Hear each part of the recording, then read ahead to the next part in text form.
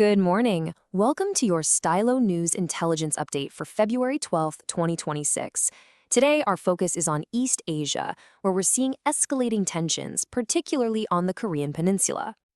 And before we begin, we'd like to mention that this morning's update is brought to you by ProWave AI. They're the developers behind the AI-powered intelligence platforms Stylo Intel Ops, as well as Stylo News. So let's get right to our lead story. A series of recent events has put the entire region on edge, creating a security situation that is, well, both complex and quite volatile. And this all leads us to the central question we're exploring today. What exactly is the strategy behind Pyongyang's recent moves? Are we looking at preparations for some kind of dialogue, or is this a clear positioning for more military power? Now, it's absolutely critical to understand that Pyongyang's military buildup isn't happening in a vacuum. It's coinciding with a significant deterioration in global security. You see, the New START treaty between the US and Russia has expired. That was a key arms control agreement, and its absence just adds a whole new layer of tension to what's happening in the region. So with that context in mind, let's take a closer look at Pyongyang's specific military activities. This should give us a clearer picture of their strategic priorities.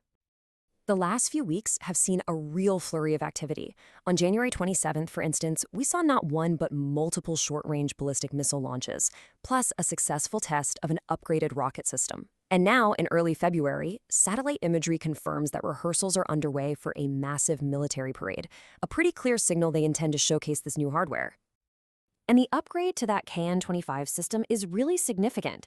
We're not talking about minor adjustments here. This new self-guided flight system makes it much more precise and, frankly, much harder to counter.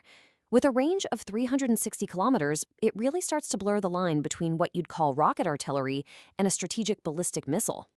Pyongyang has been quite direct about its intentions. Following the tests, Kim Jong Un himself stated this was all part of a new phase of strengthening the country's nuclear deterrent. So that tells us these aren't just random provocations. They're a core piece of their national security strategy. Of course, actions like these create ripples across the entire region, and indeed the world. So let's look at how the key powers are responding. The diplomatic landscape is, well, it's divided. On one side, you have the United States reaffirming its security commitments with joint exercises, while South Korea is actively looking to enhance its own defense capabilities. On the other side, Russia is actually strengthening its partnership, even importing North Korean arms. And then you have China, which is playing things cautiously, publicly calling for stability, but carefully watching from the sidelines. To really understand the stakes here, we need to zoom out for a moment and look at the bigger picture of global nuclear arms control. This is a major development. For the first time in decades, the world's two largest nuclear arsenals are operating without any treaty limits. The end of the New START treaty has removed a real cornerstone of global stability, and it means the risk of a catastrophic miscalculation is now significantly higher. You know, history gives us a chilling reminder of just how dangerous this can be. Back in 1995, a simple Norwegian weather rocket was almost mistaken by Moscow for an incoming American nuclear strike. It's a stark example of how quickly things can escalate without the transparency that these arms control treaties provide. So, let's tie this all together. What are the most important things to take away from all of this? Here is your intelligence briefing. First, North Korea is strategically advancing its offensive military technology, and they're doing it right before a major political event. Second, this is all happening against a backdrop of dangerously weakened global arms control.